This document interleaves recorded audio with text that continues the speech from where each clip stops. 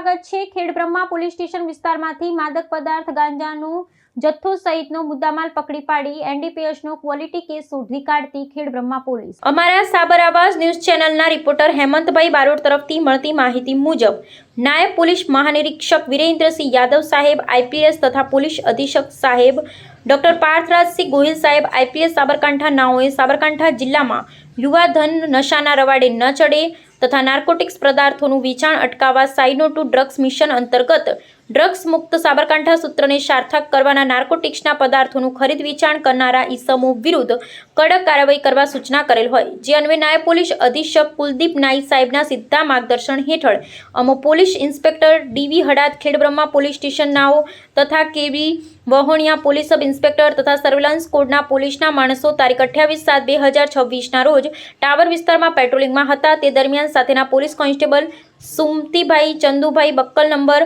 248 નાઓને ખાનગી બાતમીદારથી હકીકત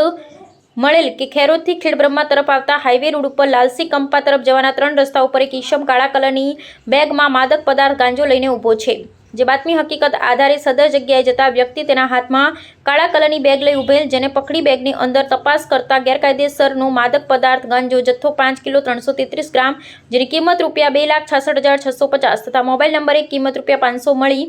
₹2,67,150 મુજબનો મુદ્દામાલ કબજે લઈ આરોપીઓ વિરુદ્ધમાં ખેડબ્રહ્મા પોલીસ સ્ટેશનના ગુના મુજબ કાયદેસરની કાર્યવાહી કરેલ છે અને નાર્કોટિક્સ તેમજ માદક પદાર્થ ગાંજાની બંદી નાશ કરવાના મુહિમમાં એક એનડીપીએસ એક્ટ મુજબનો કેસ શોધી કાઢી પ્રસંગે કામગીરી કરેલ છે। પકડાયેલા આરોપી લક્ષ્મણ લાલ ભોજારામ જાતે બુબડિયા ધંધો મજૂરી રહે 28 નીચલી સુબરી તાલુકો કોટડા છાવણી જિલ્લો ઉદયપુર રાજસ્થાન। સારી કામગીરી કરનાર અધિકારીઓ કર્મચારી